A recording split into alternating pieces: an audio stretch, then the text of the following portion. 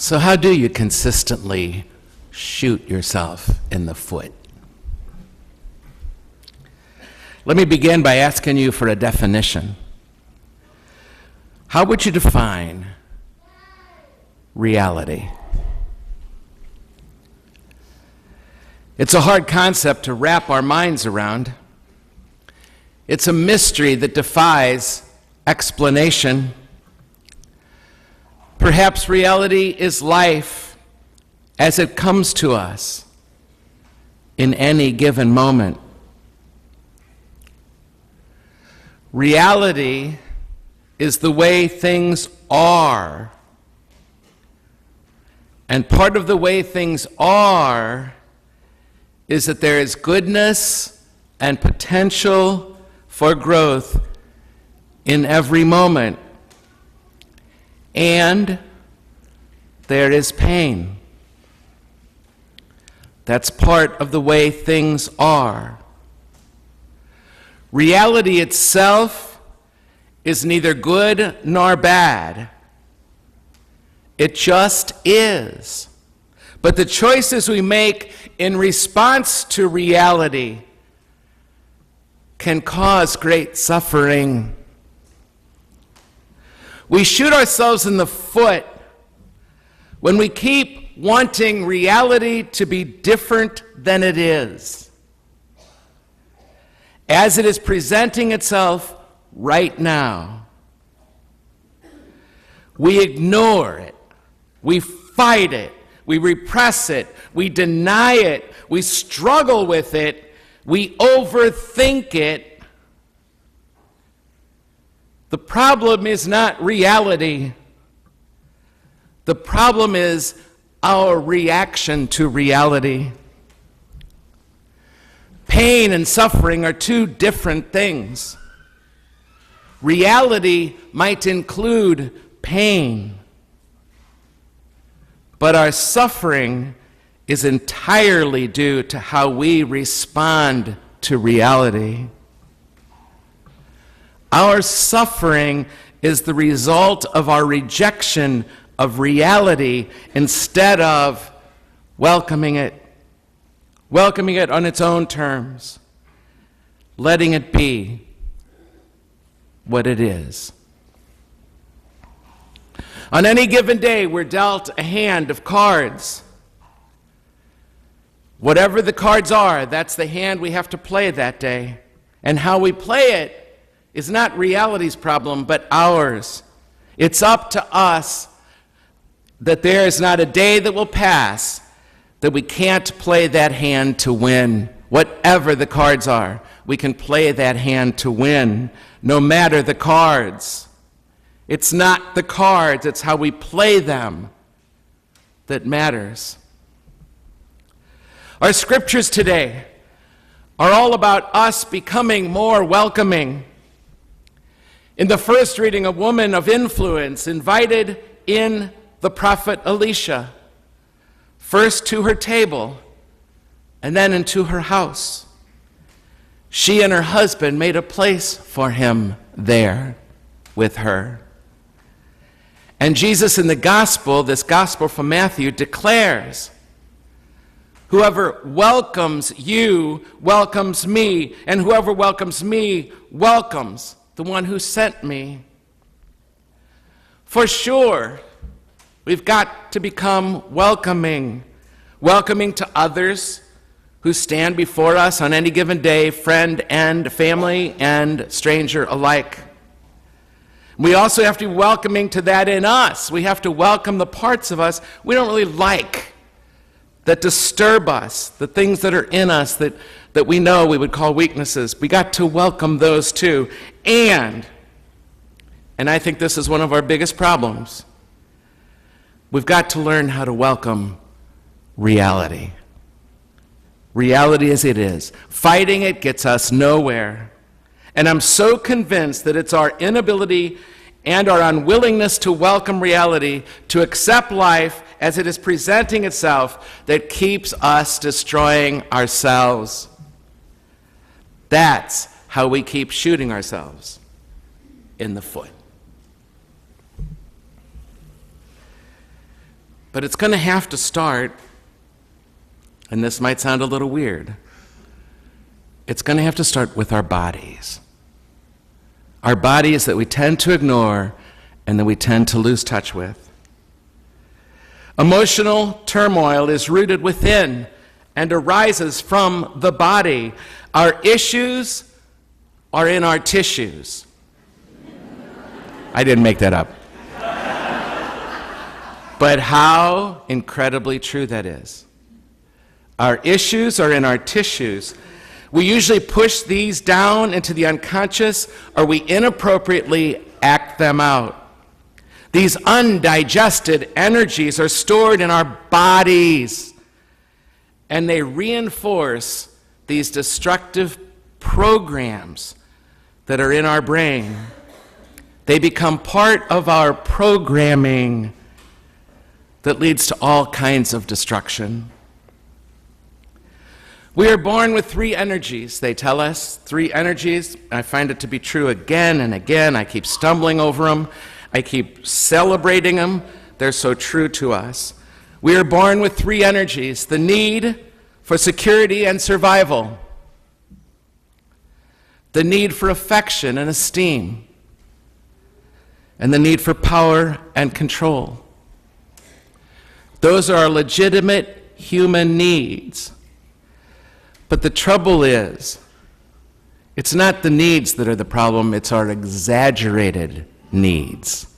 It's when those get ramped up and nothing in reality can really satisfy us. It's the exaggeration of those needs that gets us in trouble. And so our need for security and survival gets so exaggerated. Our need for affection and esteem so exaggerated. And our need for power and control so exaggerated. We're never really, really satisfied, ever.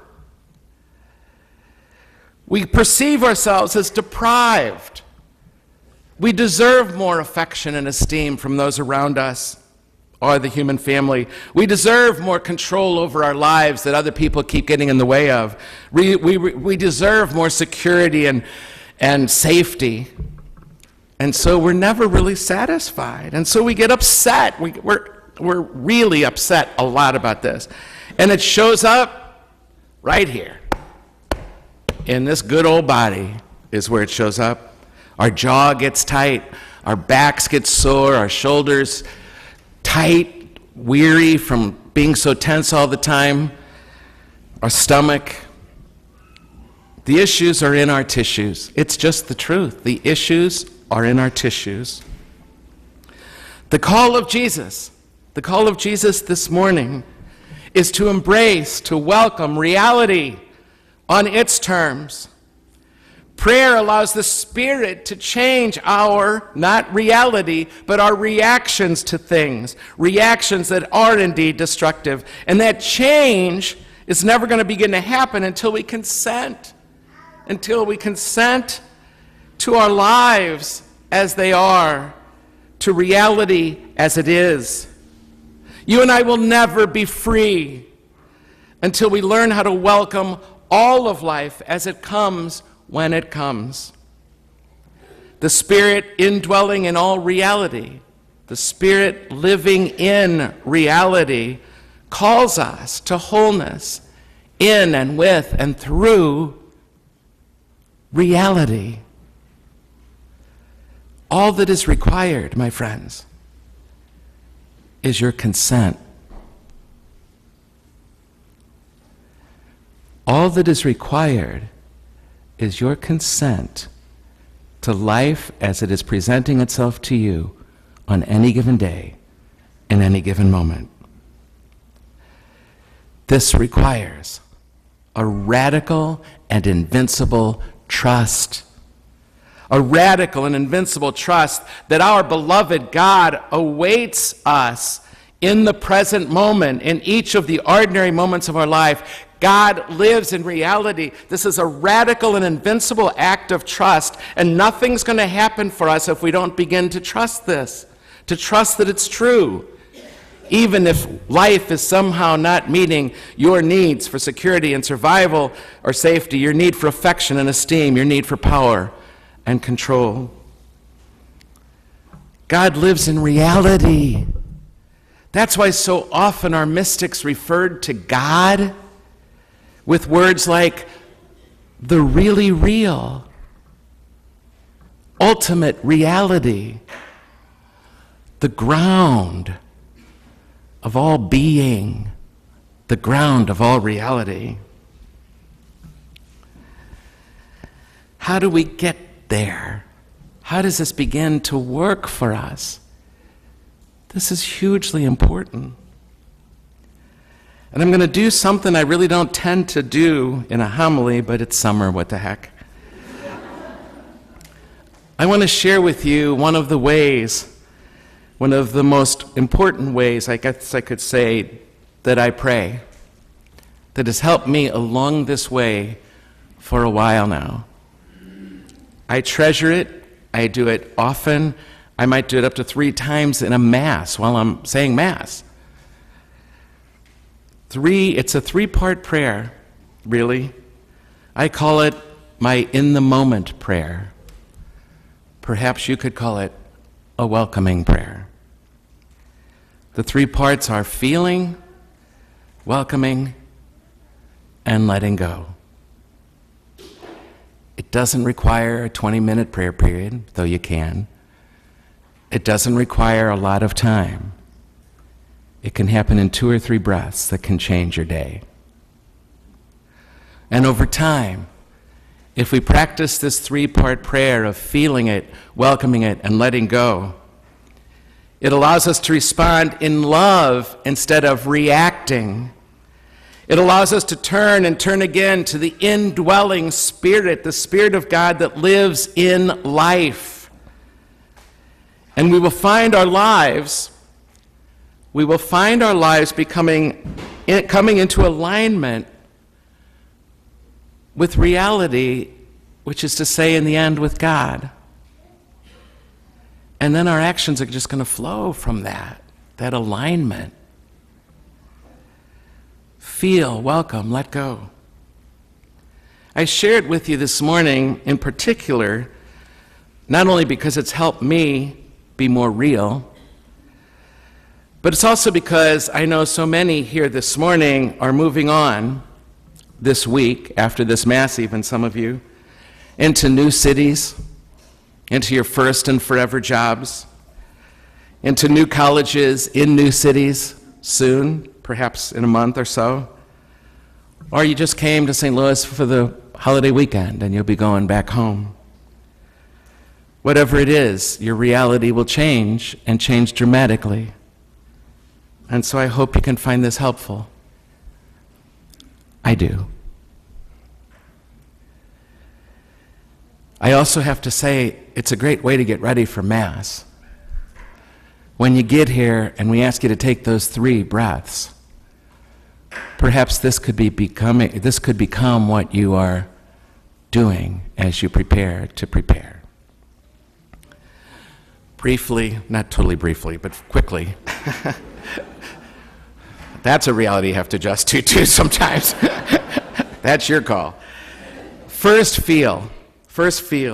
As you move through an ordinary day, begin to notice your body and the reactions of your body. Notice the afflictive emotions that are triggered by people or circumstances that you're meeting along the day. Don't try to change anything or anybody. Don't judge. Just observe. Just begin to notice what triggers you and notice how you respond. Feel. Feel is about sinking into what you're experiencing this moment in your body. We need to be able to feel what's happening in the body. We need to sink into it and not resist it. We sort of need to do periodically through a day sort of a body scan for discomfort, pain, uneasiness, itching, heat, cold, tension, tightness in my jaw, the chest, the lump in my throat, holding our breath, or any other sensation that we have to become aware of if this is going to happen. And when we notice we need to rest, we need to stop, and we need to sink into it, let ourselves experience it just for a moment. That might sound weird, but you and I both know that our bodies, from the top of our heads to the tip of our toes, our bodies are the warehouse of our experiences. They are all held right here. All of our experiences are carried in every cell of our bodies, imprinted there. The issues are in the tissues. And the first movement of this three-part prayer is to notice that. First feel, then welcome. We need to welcome reality as it is. Whatever we're experiencing this moment in our bodies is an opportunity to consent to God who lives in what is real. Welcome is the secret word of this prayer. Welcome. And I find myself literally saying it when I'm alone, out loud, but also in my heart when I'm with people. Welcome. I need to hear myself say it inside or out. Welcome. It's to embrace what we find happening with us. Literally, welcome. Because when we get to that welcome, we will be able to say with Jesus, not my will, but your will be done, which is to say, not my reality the way I wish it was happening for me, but reality as it is, please God. Not my reality, but reality as it is, and welcomes God's healing presence and action into my attachments and my aversions, because both for me are unfreedom.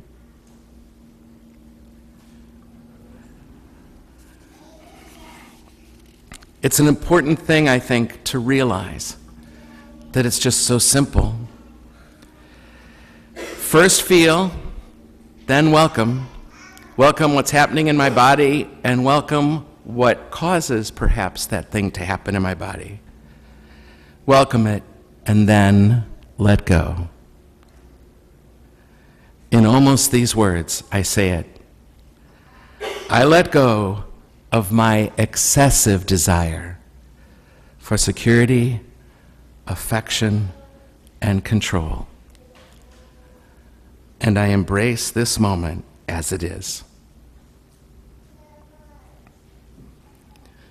I let go of my excessive desire for security, affection, control, and embrace this moment as it is. Some of those excessive attachments, my friend, imprison us like a fly stuck to fly paper. And we let go in order to open up. We let go to open up to the love that is God in our lives. We literally say, I am letting go of reality as I wish it was for me into reality as it is. Examples. Yesterday, 2 days ago, I wrote a whole homily for today. Yesterday, I was extremely unhappy with it. It just wasn't where I was in my life, and it felt inauthentic. And so it was a kind of a decent day, but I sat down to write it all over again. And so I noticed in my jaw after a couple hours that I was really tense. I mean, I felt it right here, and my jaw made me want to pray. And so I let myself feel that tightness in my jaw, and I stayed with it just a little extra longer than I would have because I was rushing. And then I welcomed it.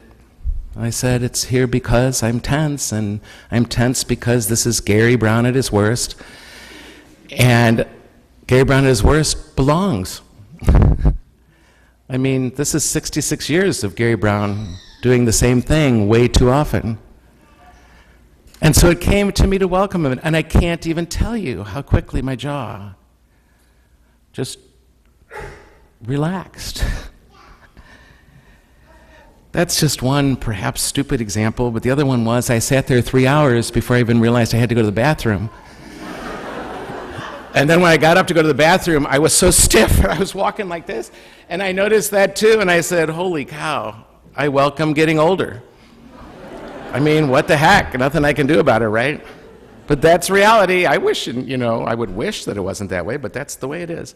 Parents, my gosh, I see you guys. Your kids are melting down all the time. Your grandkids are melting down all the time. Your neighbor, your priest is melting down all the time. That's reality. For you in that hour, that's reality. How do you want to respond to that? Let yourself feel it. How's it showing up in you when your kids are melting down? Where do you feel it in your body? Stay with it just a few extra seconds. Welcome it. Welcome this moment in your kid's life. Just welcome it. It belongs. And then let it go. Let it go. I guess the other one I could mention is politics. I, as I imagine most of you, have been sitting at tables when somebody brought up something you disagreed with, and disagreed with strongly.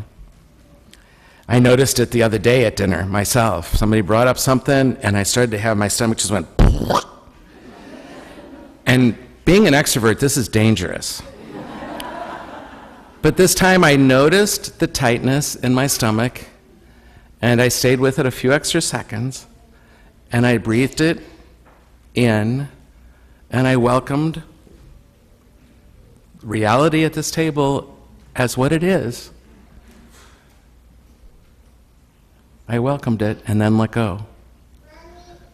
For me, the need to change somebody right then. There's so many ways to talk about it. Those are just some brief examples I wanted to show you so that you could begin to see it's so simple, really. And yet it's so liberating, because I didn't react. I didn't start a whole commotion. I didn't start extroverting all my opinions so quickly that time. But I noticed that could have led to that. Our daily reminder to do this, my friends, to welcome what is and let go, is our body. By learning to notice what's happening in your bodies in the moment, you can use that new awareness as a reminder to pray. We're developing a new muscle, you and I, a muscle called consciousness, a new way of becoming aware of our next opportunity to consent to God's presence and action in what is real.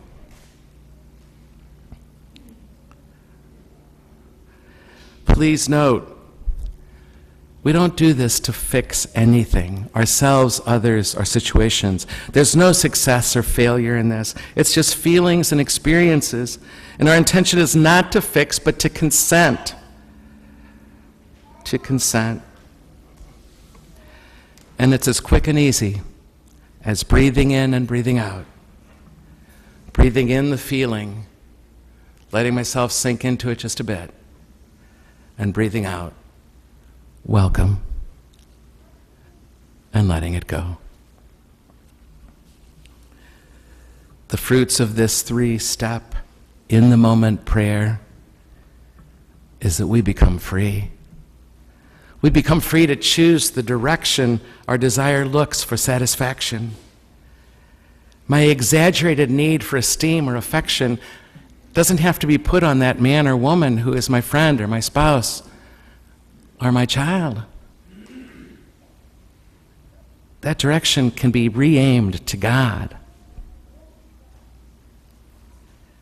We'll find ourselves turning to God and live in the midst of the experiences of everyday life, and we will break that reactive behavior. We'll heal the wounds of a lifetime, and we'll deepen our relationship with the God we are made for in the end. Gradually, transformation will happen, and I can tell you, because it's true for me, attitudes begin to change. And when my attitude changes, the attitude of everybody around me starts to change gradually, but for sure. And we turn everything, all realities we experience, over to God, and end up moving closer, deeper with God, my ultimate reality. We can awaken, my friends. We can awaken. We can change the direction in which we're looking for happiness. We can return to God, the source, the fulfillment, and we can stop shooting ourselves in the foot.